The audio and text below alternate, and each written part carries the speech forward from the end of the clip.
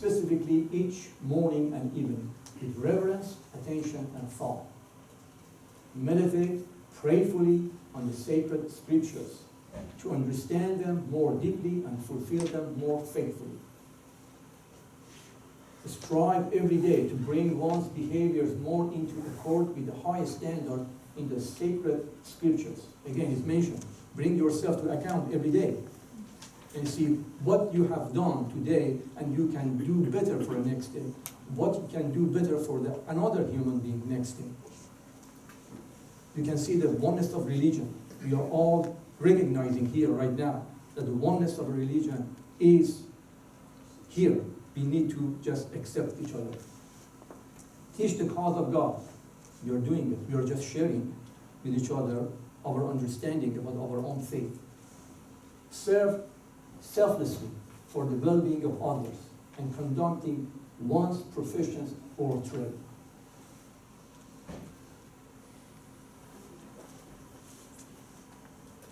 The other one is consultation.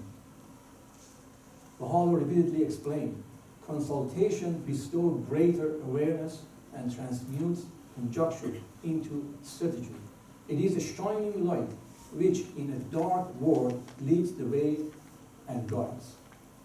The very attempt to achieve peace through the consultative action that Baha'u'llah proposed can release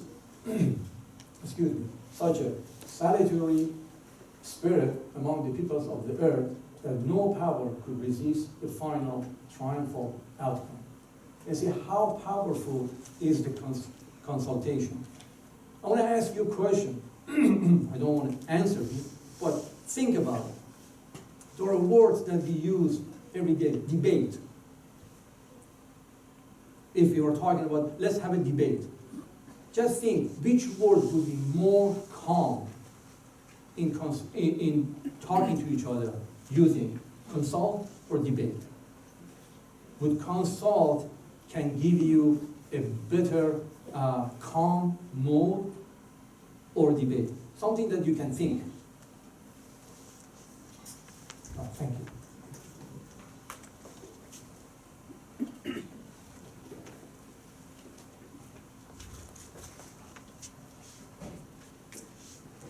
So these, go back. This is part of the community. When we said at the first slideshow, the role of the individual, this consultation and the next one, devotional gatherings, is a community, is a second protagonist of the human society. What we do, we gather, devotional gatherings, conduct a gathering for worship, at which adults, youth, children of any background and religion are welcome, where any soul may enter, inhale the heavenly fragrances, experience the sweetness of prayer, meditate upon the word of God, be transported on spiritual wings, and commune with the one beloved. We are doing it already. We are here and saying prayer and meditating on the sacred scriptures of the different faiths. The other one is, as a community, what we can do, service. Selfless service to humanity. Urgency of the present, the need for peace, must not obscure the special joy that comes from service. No matter what we see today, tomorrow, next day, we should not really pay so much attention in a negative way. We have to be positive so we can change it, we can help each other. Rather dwell on that and sitting and blaming and pointing at each other, but we can help each other. And the sweetest moments of all for any enkindled heart are those spent with spiritual sisters and brothers, tending to a society in need of spiritual nourishment.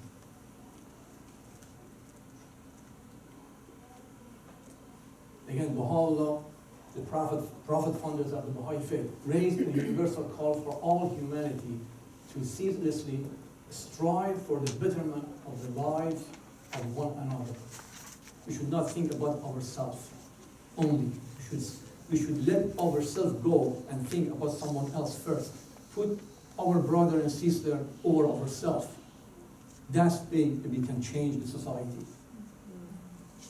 And it is wholly reliant on the invigorating potency of the Word of God, that unifying force, the mover of souls and the binder and regulator in the world of humanity. These are all from the Universal House of Justice. In fact, the letter that you can see, the Resolution 2024 last year, is a very recent letter that through its guidance to the Baha'i faith, to the Baha'is, we can go progress day to day, and it is guide us how to conduct ourselves. Baha'u'llah also promises all humanity. This is promise. This is not a joke. This is a promise. This will happen, whether we want it or not. This is what is written in the sacred book. Verily, thy Lord is the all-knowing. His authority embraceth all things. The eye of his loving kindness shall everlastingly be directed towards thee.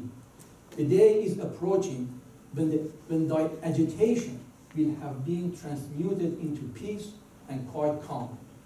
Thus had it been decreed in the wondrous book. That's the most holy book of the Baha'i faith.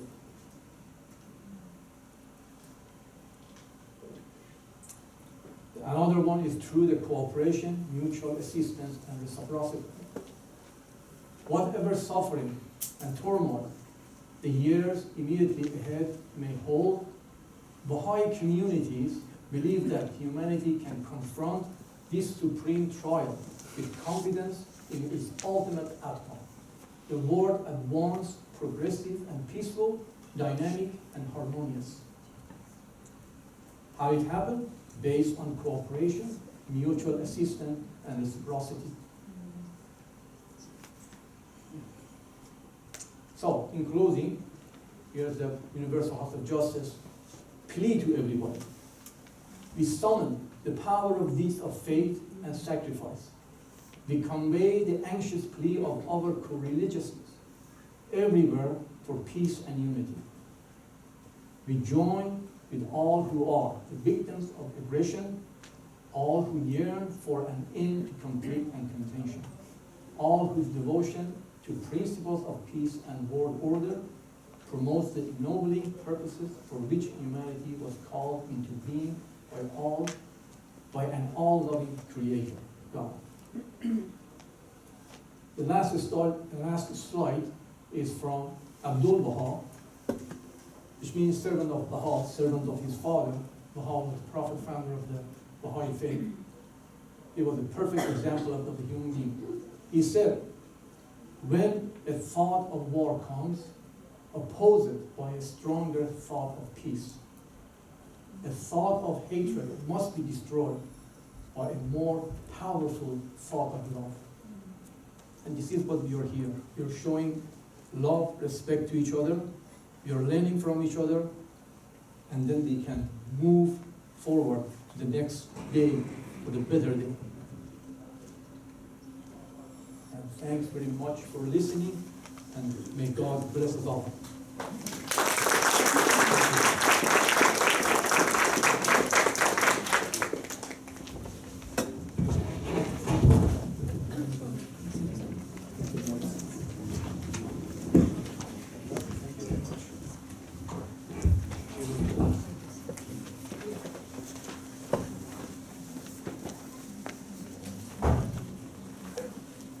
Thank you, Mr. Grilling, for bringing the thoughts of Baha'i faith and on how one can conduct oneself in the presence of internal conflict that will have impact on the external world as well. The third speaker is Mr. Andrew Safer. His talk is going to be on internal conflict, inner conflict and non-duality. And he comes from a Buddhist Zen tradition. He learned the Tibetan tradition of Buddhism. He conducts workshops on mindfulness, anxiety, stress, and so on. And he has authored 2 books.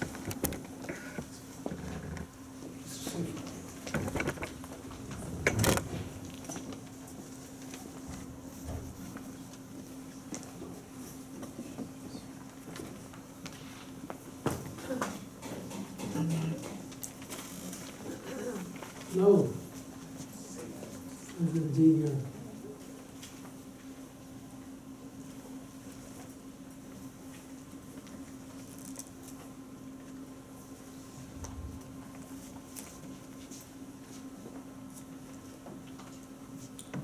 So here, referring to inner conflict when something's going on in our life and it can't be resolved quickly. So it sort of works on us over some period of time. And usually it's going on in our head. It's like there's a pitched battle between different forces, whatever the situation is, which becomes a competition. And typically it boils down to two sides. There's this and there's this. Is this the right thing to do? Is this the wrong thing? Is this good? Is this bad? Because we tend to turn things into a duality where there's two sides.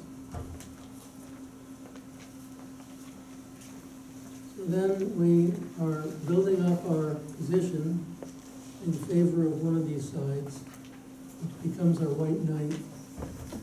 And then the other side, we vilify and demonize. So that helps us make a decision, one way or the other.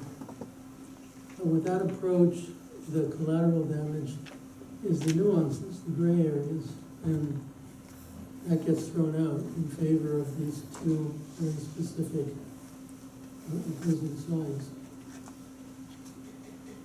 So by throwing out the gray areas, we're throwing out some of the wisdom in the situation.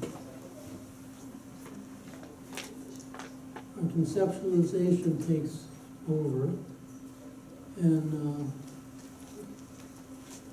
there was reference to, is it Mr. Boxer? Yeah. Was talking about the difference between seeing reality as it is and seeing our perceptions of reality, or our versions of reality, which is a great point. So what happens in this scenario is that we're dealing with our concepts of the situation, which may be quite different from what the actual situation is. And if we stay bound to these constructs, this position, then there's a term that's used, cognitive rigidity. So cognitively, we're hitching our wagon to these ideas, and we're sticking to them. So as long as we're doing that, we're not going to be seeing things as they are. We're going to be talking about mindfulness, which is in probably every spiritual tradition, but I'm referring to the Buddhist tradition of mindfulness here. And this is the most common definition nowadays. The awareness that emerges from paying attention on purpose in the present moment, non-judgmentally. So I want to emphasize the non-judgmental part in terms of our discussion about conflict. This is a quote from a great Vietnamese Zen master and teacher named Thich Nhat Hanh. For beginners, I recommend the method of pure recognition, recognition without judgment.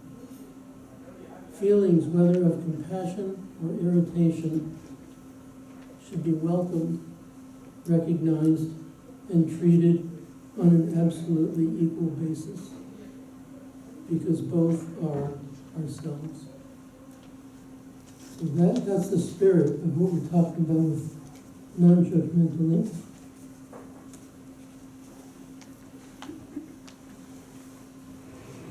So with a non-judgmental approach, it's free from bias, free from judgment. It's even-handed and it's taking a big view. It's not looking close up. It's looking like an overall view. I've done a bit of research on this cognitive rigidity and mindfulness, and there are studies showing that mindfulness helps basically undermine that cognitive rigidity. And this is a quote from Jonathan Greenberg, and his colleagues conducted a study. Experienced mindfulness meditators received significantly lower rigidity scores than non-meditators. So the practice of mindfulness is very relevant for what we're talking about. This is Thich Nhat Hanh, who we heard from a minute ago. The Buddhist understanding overall, and sort of the foundations, are that there is no separate existence. Everything is interrelated, everything is interpenetrating. And modern science has confirmed that. But anyway, so this goes back 2,500 years. But there's no separate existence. If there's no separate existence, how can you have one position here and another position here being separate from each other? So Thich Nhat Hanh said emptiness means to be full of everything, which we're not going to go into that right now, but he said, but empty of its separate existence. So,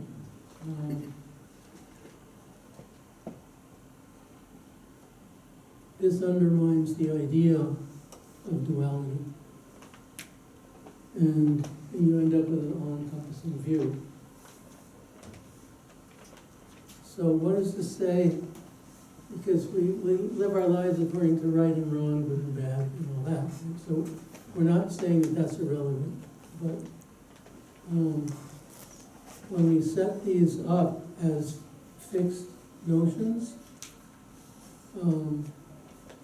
we're operating in another realm from reality. And if we understood that we're operating in another realm, that would be really good. So I'm just going to share, when we're talking about inner conflict, what occurred to me is I've lived here for, I think, 17 years, and been great, but in terms of my work, I have felt that I could do better in other places. I came here from Halifax, so I considered moving back to Halifax.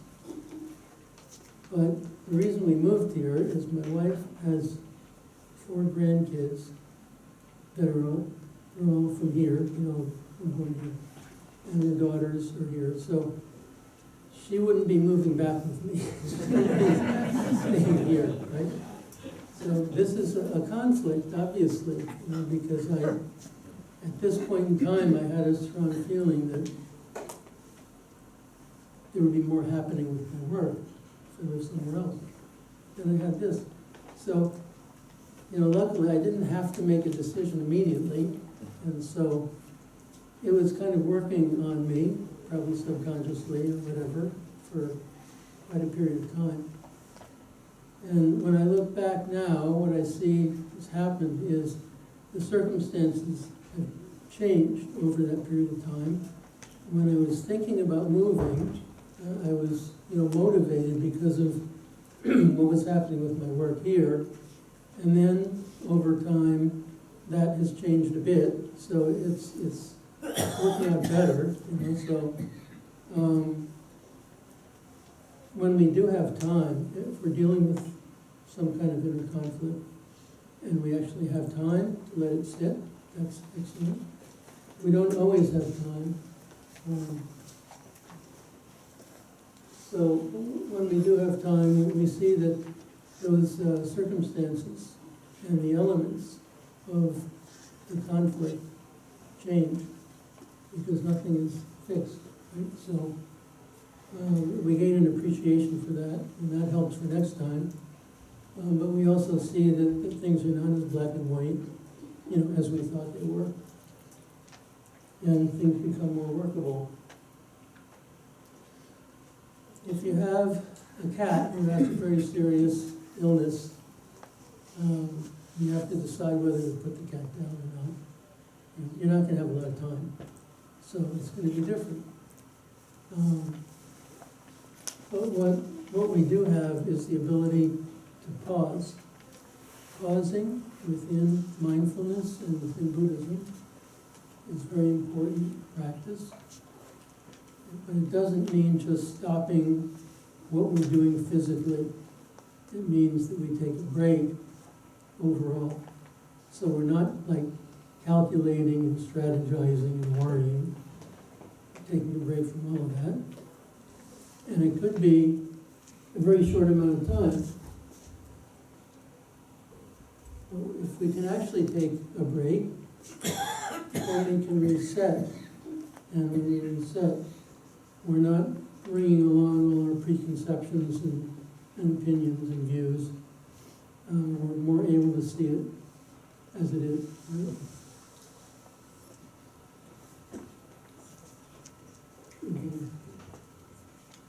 We can make a decision.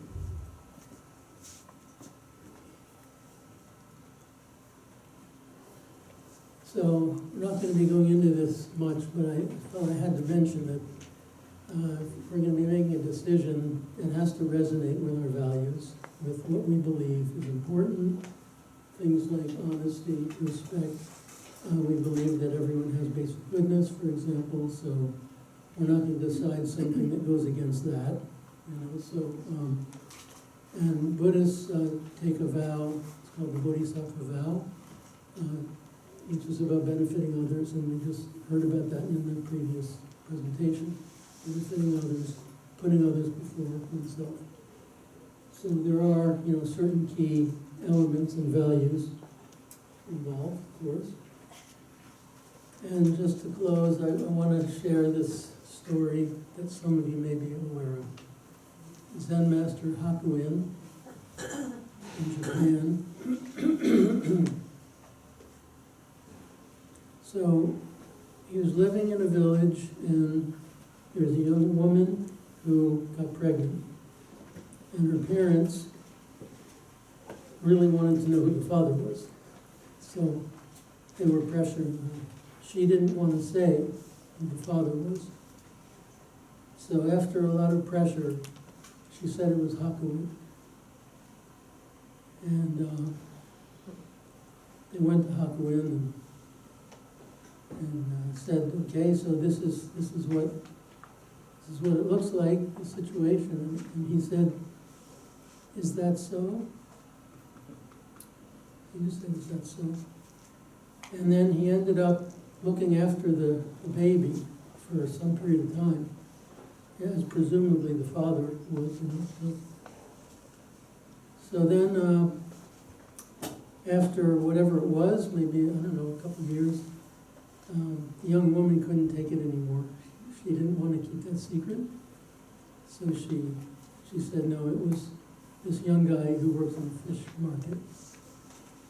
And so then they went to Hakuin, and they said, oh, so you're not the father.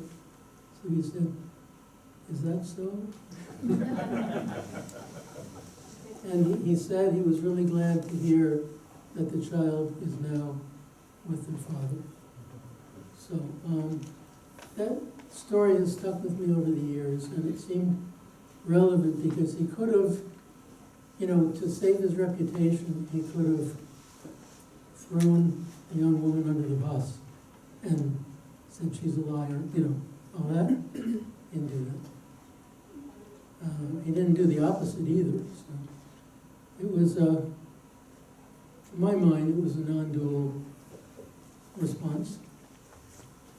And so I'll leave you with that. I think that's, the end of it. Thank you very much.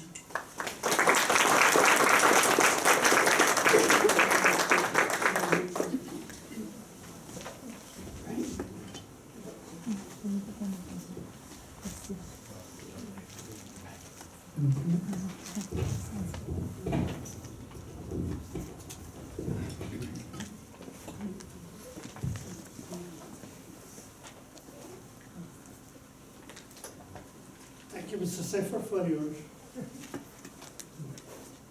very good delivery and the thoughts from Zen tradition of Buddhism with real life examples thrown. We invite all three speakers from this session to come over today, right? So that we can have a question and answer session.